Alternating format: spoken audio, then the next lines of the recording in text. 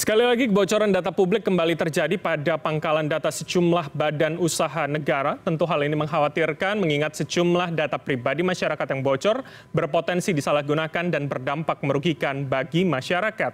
Mengapa hal ini seakan berulang dan tak bisa diantisipasi secara serius? Mengapa kemampuan siber otoritas rasanya jauh tertinggal jika dibandingkan dengan aksi hacker tak bertanggung jawab ini? Dan untuk membahasnya sudah ada bersama kami pakar keamanan cyber Vaksinkom, Alphonse Tanujaya. Selamat malam Pak Alphonse, apa kabar?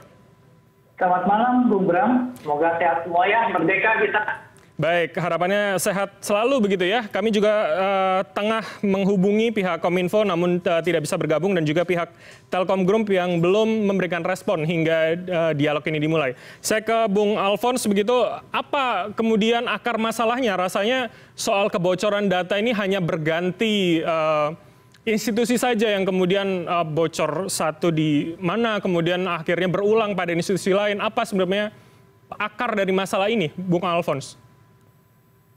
Ini kesadaran pengelolaan data yang baik di negara kita memang perlu untuk dilakukan dengan baik lah. Jadi untuk sekelas Telkom dan PLN itu kan perusahaan digital ya, dan PLN sekarang udah jualan bandwidth juga.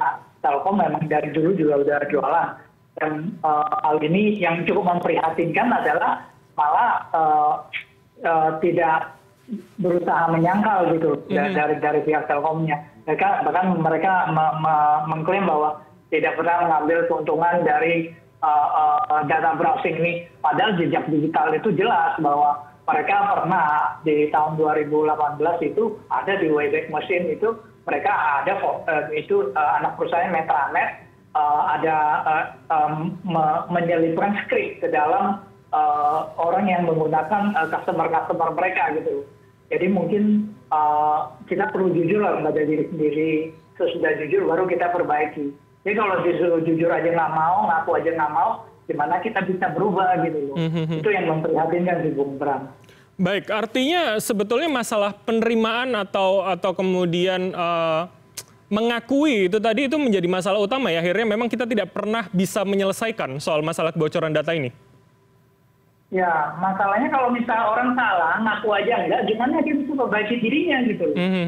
Langkah awal dari segalanya tuh tahu dulu bahwa oh bener nih, gua salah nih. Emang bener nih ada data bocor. Nih bener nih, gua dulu pernah inject script untuk melihat apa yang dilakukan oleh pelanggan aku gitu. Baik. Nah ini ngelakuin aja enggak, gimana kita bisa harapin dia berubah gitu. Itu yang bikin kita pusing. Baik, Pak Alphonse, artinya dalam pengamatan Anda maupun Vaksinkom begitu, apakah jangan-jangan selama ini memang tidak ada langkah antisipasi, langkah penghentian kebocoran, dicari di mana sumber bocornya begitu? Harusnya mereka orang-orang IT itu lebih pintar daripada orang awam. Harusnya mereka itu tahu standar-standar pengamanan data, semua lebih tahu, semua jago gitu. Cuman yang jadi masalah, bisa nggak menjalankan dengan disiplin, bisa nggak memperlakukan data yang dikelola itu sebagai satu amanah, bukan berkah, bukan sesuatu yang bisa seenaknya diperlakukan.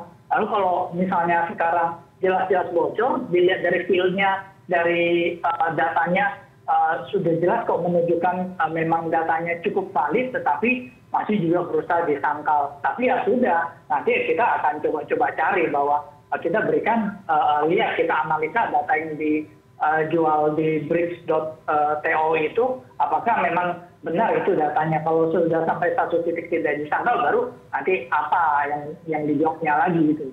Baik, tapi PR terbesarnya adalah apakah kemudian pertama kita harus validasi dulu kemudian datanya benar atau tidak, atau kemudian sembari kita juga membenahi sistemnya agar kemudian kebocoran serupa ini tidak terulang lagi di kemudian hari, Pak Alphonse?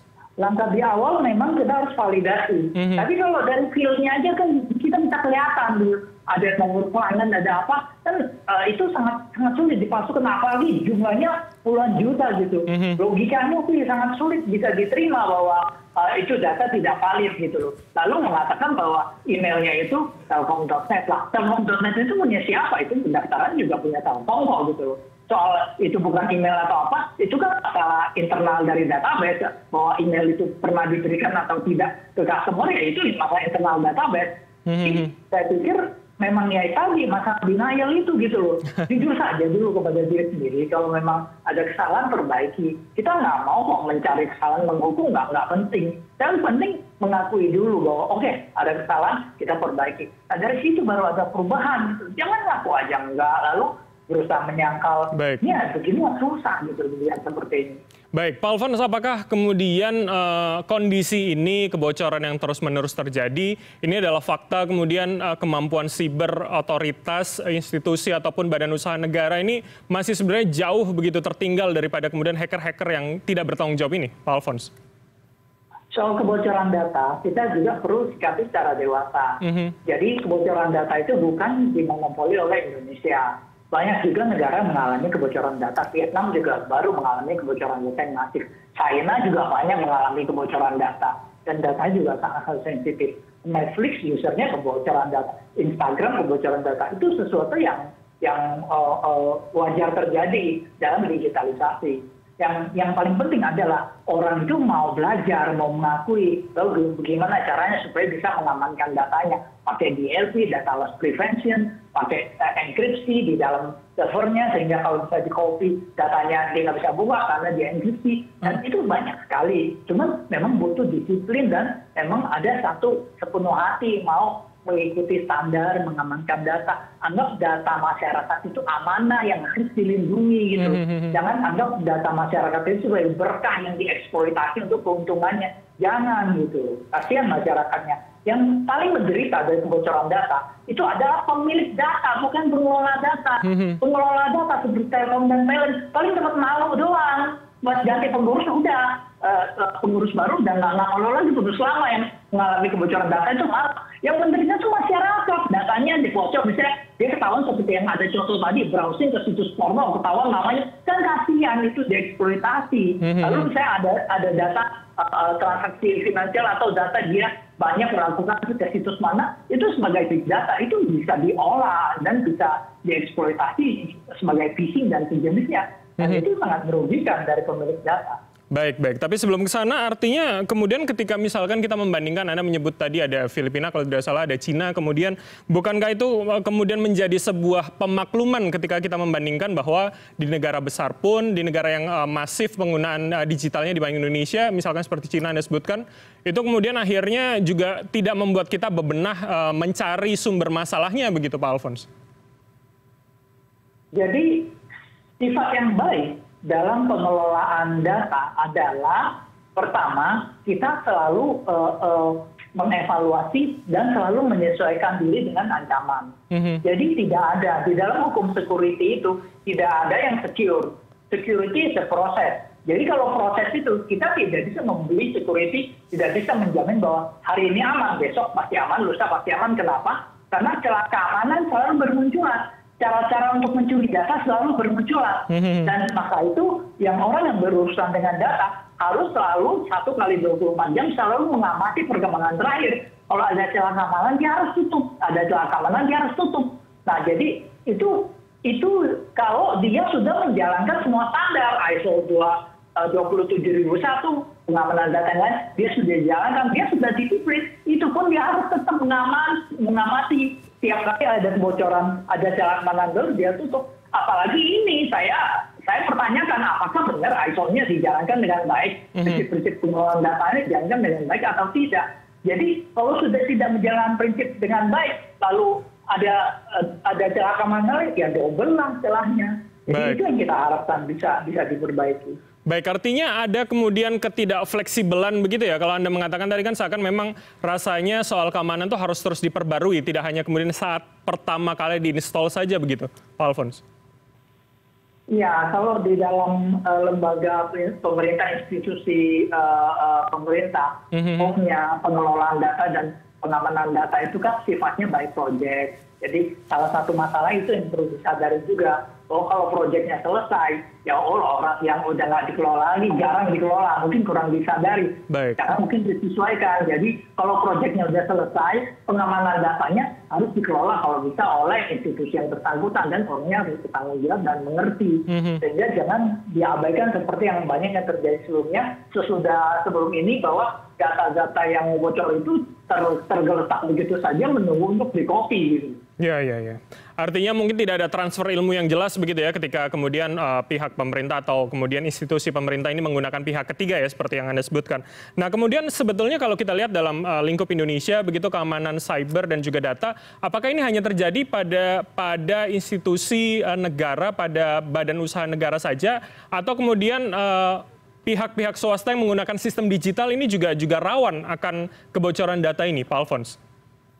Kalau kita lihat dari datanya, ancaman kebocoran data ini terjadi untuk semua pengguna digitalisasi. Jadi baik itu dari pemerintah, baik itu dari swasta, dari Indonesia juga banyak yang besar yang menjadi korban kebocoran data. Tapi mereka mau perbaiki diri. Saya lihat ada beberapa e-commerce yang mengalami kebocoran data hari ini, termasuk saya kagumi gitu. Kalau kita lihat nggak cuma di Indonesia, di luar negeri ada Netflix, ada Instagram juga bocor, Facebook juga baru bocor data 500.000 pengguna Facebook dari Indonesia juga bocor. Jadi itu sesuatu yang wajar, tetapi bagaimana kita menanggapi kebocoran data itu gitu. Kita belajar nggak dari kebocoran data? Nah itu yang penting. Kalau kita nggak belajar lalu menganggap data itu sebagai suatu berkah yang kita bisa eksploitasi terus tanpa perlu kita lindungi, ya kasihanlah yang punya data itu. Ya siapa? Ya masyarakat. Baik, artinya perusahaan swasta mungkin lebih cepat begitu ya merespon dibandingkan dengan badan negara. Apakah kemudian menurut Anda badan-badan negara yang berurusan dengan data publik ini juga harus belajar begitu pada kemudian sektor swasta yang menggunakan sistem sama, Pak Alphonse? Kalau di sektor swasta, mungkin faktornya adalah mereka ada persaingan. Kalau mereka kurang mengelola data dengan baik, lalu ada perusahaan yang lain yang mengelola data dengan lebih baik dan dianggap lebih aman, pelanggannya akan berpindah. Nah, kalau pemerintah ini masalahnya, mereka itu kadang-kadang sifatnya cuma satu, monopolistis dan nggak ada gantinya, sehingga itu yang salah satu penyebabnya mengapa kelihatannya ini kok berulang, kok orangnya udah bocor masih bocor lagi. Ya karena tidak ada tindakan yang jelas gitu. Yeah. Kita harapkan adanya UU PDP ini segeralah dikeluarkan. Jadi kalau terjadi kebocoran data, manajemennya harus bertanggung jawab gitu. Baik. Ini menarik juga soal RUU PDP, nanti kita akan bahas ke sana. Tapi kemudian klaim dari sejumlah kementerian, misalkan seperti Kominfo, mengatakan akan berkoordinasi ulang kepada Badan Cyber dan juga Sandi Negara. Seberapa efektif kemudian ketika sudah dikoordinasikan dan rasanya seperti minta tolong pada BSSN begitu, Pak Alphonse? Ya, harapan kita masing-masing menjalankan tugasnya dengan baik, antara Kominfo dengan BSSN bisa berkoordinasi dengan baik. Lalu mereka bisa menjadi satu dirijen yang baik untuk instansi-instansi pemerintah yang melakukan pengelolaan data. Jadi kalau misalnya masing-masing menjalankan tugasnya dengan baik dan tidak malah ibaratnya tuh saling berebut lahan lalu ingin berebut satu ke hak pengelolaan data atau sejenisnya, itu malah nanti sibuk berantem sendiri gitu. Jadi mungkin sekarang udah porsinya udah jelas dari Kominfo porsinya apa, BSSN porsinya apa, dan instansi yang lain juga bisa saling mendukung gitu. Sehingga data kita juga bisa menjadi satu dapat dikelola dengan baik oleh Kominfo, BSSN, dan lembaga-lembaga negara yang membutuhkan. Baik, tapi seberapa efektif begitu ketika nanti BSSN sudah turun tangan dan ikut membantu mengamankan data publik ini tadi? Ya jujur saja begini, kalau menurut pengamatan kami, pengelolaan data ini erat kaitannya dengan orang yang mengerti atas data. Dan kita lihat secara demografis saja, kita nggak perlu ngomong detail, secara demografis saja, bahwa yang lebih mengerti, lebih mudah beradaptasi dengan pengelolaan data, ini adalah milenials dan yang lebih muda. Baik. Gampang, nah kalau kita lihat yang pejabat-pejabat yang sekarang ada di lembaga pemerintahan, banyak baby boomersnya yang cukup gaptek. Jujur saja, kita harus jujur pada diri sendiri bahwa kalau kita dengan perkembangan teknologi yang tinggi dengan cepat berubahnya untuk menyesuaikan diri tidak mudah gitu. Jadi makanya saya sarankan lebih utamakan milenial dan yang lebih muda untuk berurusan dengan masalah digital ini gitu. Nah kalau baby boomers mungkin ya tahu diri lah, urus yang lain lah yang jangan terlalu digital. Atau ada beberapa baby boomers yang memang mengerti, silakan gitu. Jadi jangan yang nggak mengerti atau apa diberi tanggung jawab ya jadi kacau. Baik, artinya ada semacam gagap teknologi menurut Anda pada stakeholder kita yang menangani soal masalah data publik ini?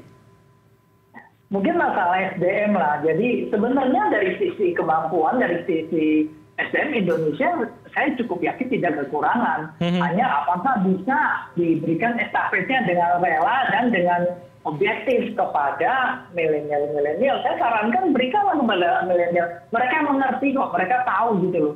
Jadi yang memang sudah merasa cukup kesulitan berhadapan dengan data digital ini, ya mungkin dipertimbangkan lah, carilah yang tidak berurusan langsung dengan pengelolaan data dan pengamanan data digital ini. Supaya jangan terjadi pengelolaan data yang kurang baik atau manajemen data yang kurang baik. Dan akibatnya salah satunya kebocoran data. Yang kedua adalah manajemen atau pemanfaatan big data yang kurang optimal. Sebenarnya itu juga sangat penting. Kalau itu diserahkan kepada milenial yang lebih muda gitu.